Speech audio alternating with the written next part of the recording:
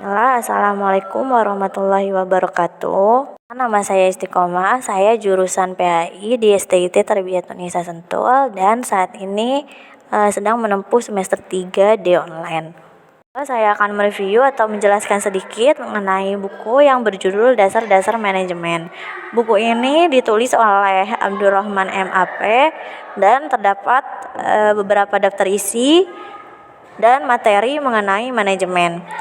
Materi pertama yaitu mengenai konsep dasar manajemen, lalu ada perkembangan manajemen, ada perencanaan dalam manajemen, organisasi dan pengorganisasian, lalu ada lingkungan dan budaya organisasi, tujuan organisasi, pemimpin dan kepemimpinan, lalu ada pengendalian pengawasan dalam manajemen, komunikasi dalam organisasi, strategi dalam manajemen, etika manajemen, dan yang terakhir itu ada manajemen stres organisasi.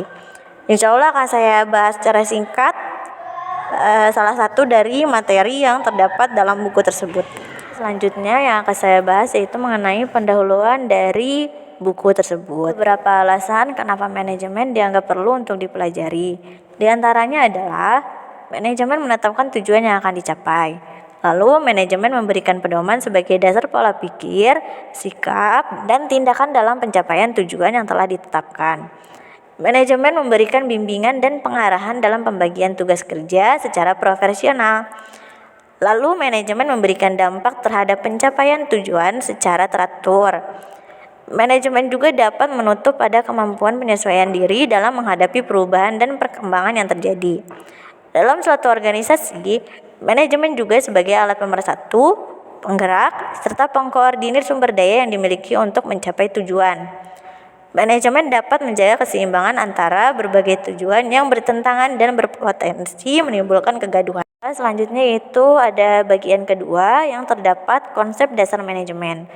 Di dalam konsep dasar manajemen ini terdapat pengertian manajemen, lalu juga ada unsur-unsur manajemen, dan juga terdapat piramida kekuasaan dalam manajemen. Selain ketiga itu, selanjutnya yaitu ada fungsi manajemen. Di sini dijelaskan secara terperinci ya mengenai apa saja fungsi manajemen.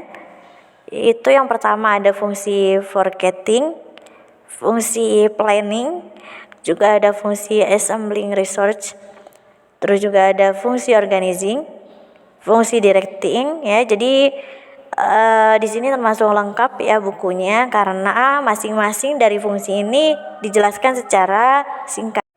Yang tidak kalah penting ya, di sini juga ada peran manajer. Jadi di sini terdapat beberapa peran manajer yaitu mengenai wewenangnya secara formal dan juga mengenai statusnya. Nah, di sini juga dibahas mengenai ciri-ciri dari manajer profesional. Jadi kita dapat mengetahui ya kira-kira bagaimana sih ciri-ciri dari manajer yang profesional itu. Nah, yang pertama orang-orang profesional itu mendasarkan setiap keputusannya pada prinsip-prinsip umum. Terus juga orang-orang yang profesional itu mencapai status profesionalnya menjadi prestasi, bukan melalui favoritisme. Terus juga orang-orang yang profesional itu harus tunduk pada kode etik yang melindungi kliennya. Lalu juga orang-orang profesional mengabadikan dan mengikatkan diri pada organisasi yang mewadahinya. Di bagian pendahuluan juga terdapat beberapa hambatan dalam penerapan fungsi manajemen. Jadi di sini ada hambatan internal dan juga ada hambatan eksternal. Jadi dari beberapa hambatan tersebut kita bisa mengetahui apa saja sih yang dapat mengganggu manajemen yang kita kelola seperti itu. Lalu di bagian 3 di sini ada perkembangan ilmu manajemen. Jadi di sini dibahas mengenai manajemen itu dikelompokkan jadi 3 bagian ya. Yaitu ada manajemen konvensional, lalu ada manajemen sistematis, dan juga ada manajemen secara ilmu. Terus juga di sini dibahas aliran-aliran dalam manajemen ya. Di sini juga ada aliran klasik, terus juga ada aliran perilaku, dan juga ada aliran ilmu manajemen. Ada juga pendekatan secara sistem. Bagian kelima ini dibahas secara menyeluruh mengenai organisasi. Dalamnya itu terdapat prinsip-prinsip organisasi, lalu juga ada bentuk-bentuk organisasi, jenis-jenis organisasi ya. Jadi memang lengkap sekali dan juga ada struktur organisasi juga. Di sini dibahas secara keseluruhan mengenai bagaimana sih jenis-jenis organisasi, bagaimana sih gitu struktur dari organisasi yang fungsional seperti itu ya. Lalu juga ada dimensi keefektifan organisasi dan juga ada banyak hal lainnya yang mengenai organisasi. Nah, pada bagian 6 ini masih berkaitan dengan organisasi ya, yaitu mengenai lingkungan dan budaya organisasi. Ini adalah pembahasan yang jarang kita temui ya. Jika kita mencari di Google itu mungkin munculnya hanya yang bersifat umum saja. Tapi di buku ini terdapat lingkungan organisasi dan budaya organisasi yang mungkin bisa menambah wawasan kita. Ini adalah hal yang termasuk perlu kita ketahui ya dalam mempelajari manajemen. Jadi mengenai organisasi itu dibahas hingga bagian ke-7 ya, Masya Allah luar biasa panjang sekali pembahasannya. Dan pada bagian ke-8 ini ada mengenai pemimpin dan juga kepemimpinan ya. Kita juga harus mengetahui seperti apa sih pemimpin yang baik gitu, atau seperti apa sih teori-teori dari kepemimpinan.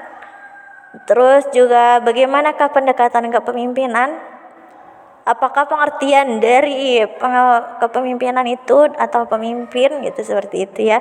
Di sini dijelaskan secara detail dan lengkap ya seperti itu. Pada buku ini memang terdapat banyak materi yang sudah kita bahas itu tadi dari bagian 1 ya sampai bagian 8 atau 7 ya kalau tidak salah.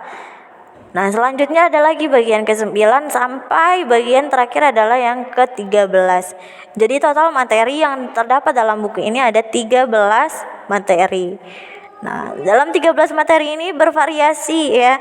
Seperti yang sudah saya sebutkan tadi dari pertama, yaitu tidak jauh-jauh dari organisasi atau manajemen seperti itu.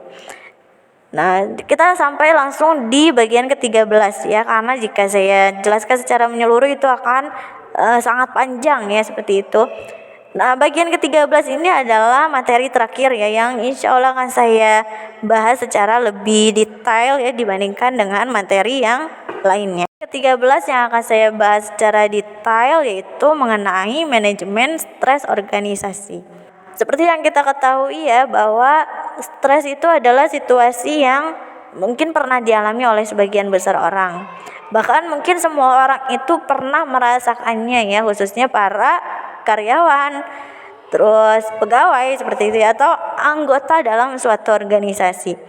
Nah, stres ini adalah salah satu bagian dari permasalahan ya. Permasalahan yang lumayan krusial seperti itu ya, karena kondisi itu dapat mempengaruhi kinerja dari seorang karyawan seperti itu.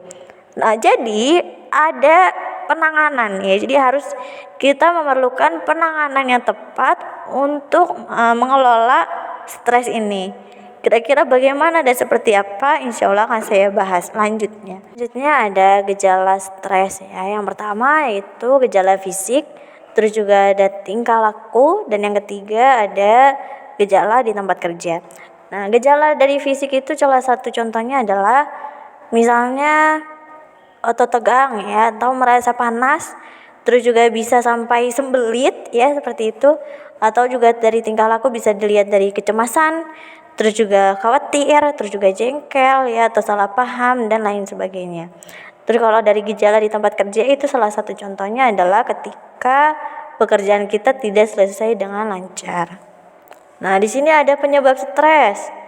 Penyebab stres itu seperti apa sih? Kira-kira apa sajakah faktor yang menimbulkan stres?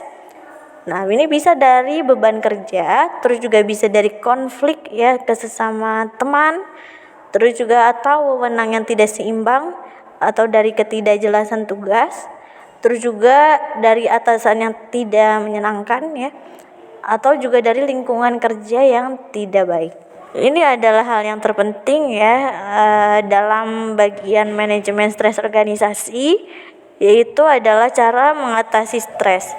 Nah, yang pertama ada memberi nasihat, terus juga menenteramkan hati, terus juga komunikasi, mengendurkan ketegangan emosional, terus juga berpikir jernih, dan juga reorientasi. Reorientasi ini adalah mengupayakan agar karyawan yang mengalami stres itu bisa melakukan orientasi tentang apa yang harus dilakukan, seperti itu ya. Kita sudah selesai mereview kurang lebih ya keseluruhan dari materi dalam buku Dasar-Dasar Manajemen.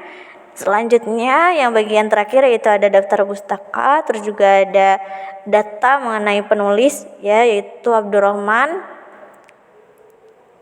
Lalu selanjutnya juga di buku ini ada di paling terakhirnya ada kata-kata ya, tujuan dari buku tersebut atau sinopsisnya ya.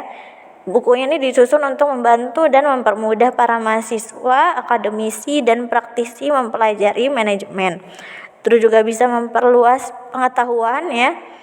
Jadi di sini diberitahu apa sih tujuan dari buku tersebut dibuat, seperti itu. Baik, demikian yang dapat saya sampaikan mengenai review dari buku yang berjudul Dasar-Dasar Manajemen. Semoga bermanfaat. Wassalamualaikum warahmatullahi wabarakatuh.